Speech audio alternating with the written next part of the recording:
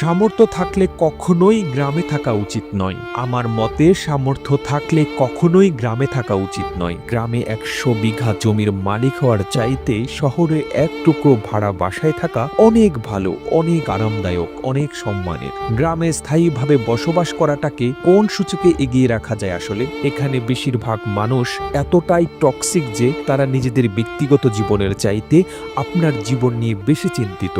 আপনার চুল বড় কেন, অনার্সে পড়া সত্ত্বেও মেয়ের বিয়ে দেয় না কেন, ২৫ বছর বয়সেও আপনি বেকার কেন, আপনার কোনো ব্যাচমেট বা আপনার সমবয়সী কেউ যদি বিদেশে গিয়ে লাখ লাখ টাকা কামায় তাহলে আপনি এখনো পড়াশোনা করছেন কেন? এসব আজগুবি বিষয় নিয়ে তাদের অনেক টেনশন। গ্রামের সব থেকে বোকা মানুষটাও শহরের মানুষকে এক হাটে ৩ বার বিক্রি করতে পারবে।